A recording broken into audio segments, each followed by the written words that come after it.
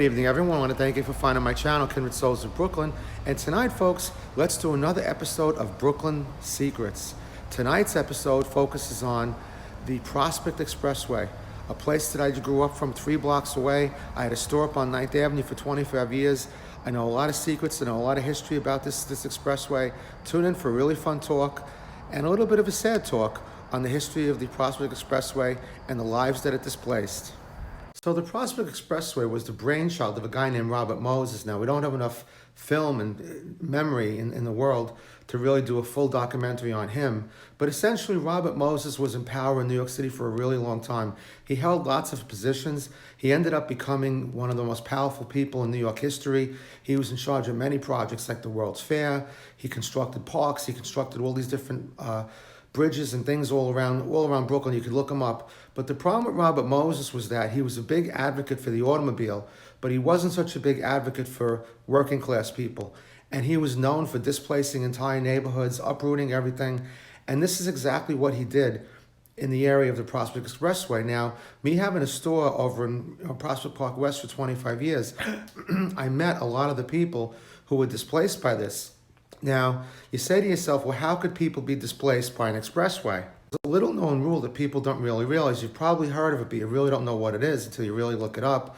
And what it comes down to is a rule called eminent domain. And I'll put a little description of it up here right now. But essentially, in a nutshell, what it really means is that if a state or a government determines that your property or your area is best well suited for the public need, they could pretty much take that property off you for whatever value they consider to be fair. Now, in the case of the Prospect Expressway, and I've met lots of these people who came into my store who were displaced, they give you what they consider to be the market value. Now, everyone out there who's watching from Brooklyn knows that when you get your tax bill, they'll tell you what you're being taxed on, what they think the building is worth. And not that this directly correlates, but as you know, the values are way, way off. So essentially, a house, let's just say today that was worth $1 million, they're going to give you maybe $300,000 for that house.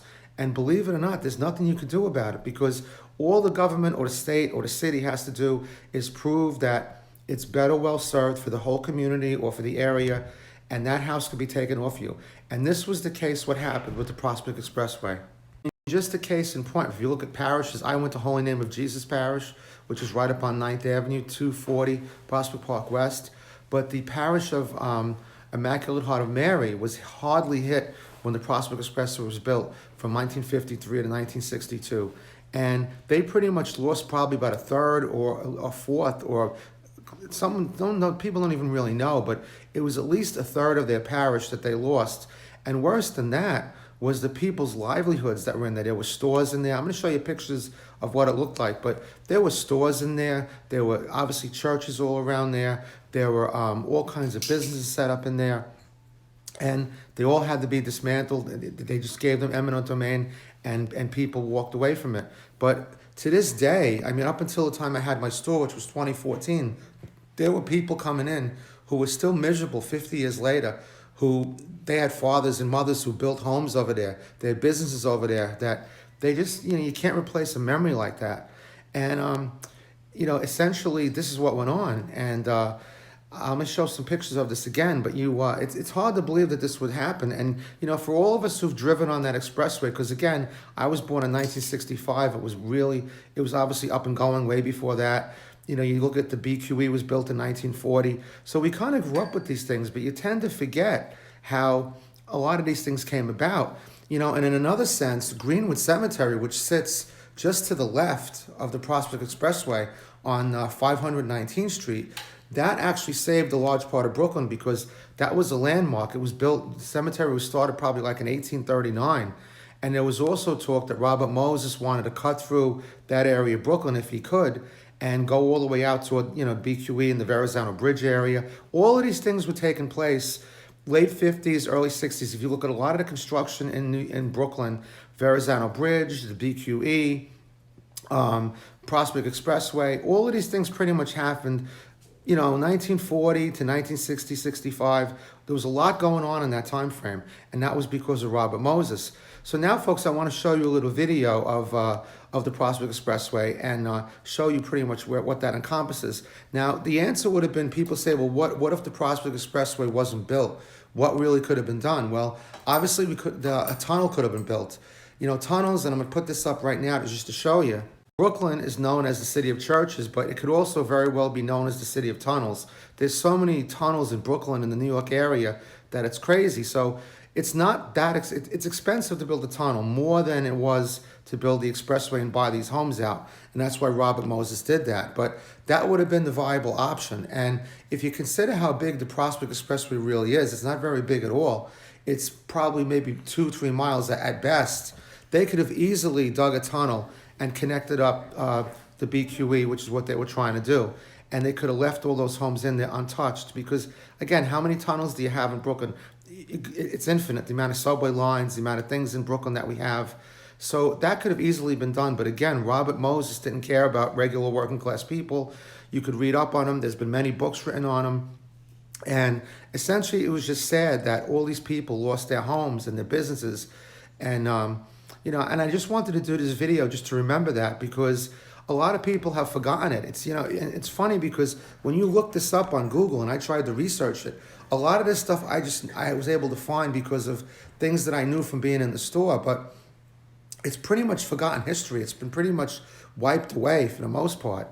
And if anybody's out there who actually lived in that area, I would love you to contact me. I'd love to do a video on your story and what happened to your family. Because, again, this displaced family, some people had to leave the state. Some people went out to Long Island. I mean, maybe in some cases it was better, but I'm sure in most cases it was worse, because nobody likes leaving their family, their friends, their church, what they grew up around. I mean, think of how many kids probably had to leave situations, their best friends that they grew up with. It's not a nice situation. So let me just show you the Prospect Expressway, of course, what it looks like today. And it's actually kind of looked the same way for a long time since I've known it. And again, like I said, I grew up only a couple blocks away from it. But let me show you what this looks like, just in case you don't come from the area. And like I said, folks, you got to be careful at eminent domain.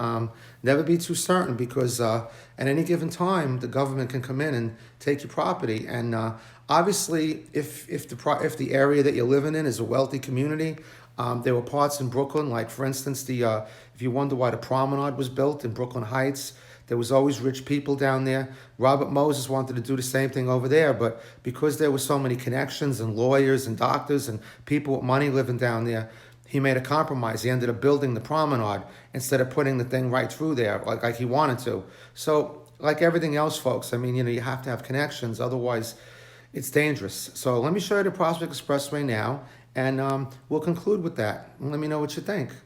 All right, folks, so here we go. We're currently on the BQE, and we're gonna make a left over here. You're gonna see right here, Prospect Expressway, exit 24. So coming from the Manhattan side, and now you're on the Prospect Expressway. And just take a notice, left and right. There's been a lot of construction lately on these new high-rises, but this was a neighborhood that was very well populated. I mean, just look around you and you could imagine the displacement that took place here. And it was just cut right down the center, right here. All these people lost their homes, lost their businesses. And I think if it wasn't for Greenwood Cemetery, a block to the right, Robert Moses would have made it even wider. It's 2 lanes on either side. If you notice on the right, coming up soon, is going to be Bishop Ford Central Catholic High School, which went out of business 2015, 2016. That's where I went to high school. But again, this is the Prospect Expressway. On the high school, that's kind of, if you've ever saw the movie Dog Day Afternoon with Al Pacino, it was shown in that. But look at all these homes here.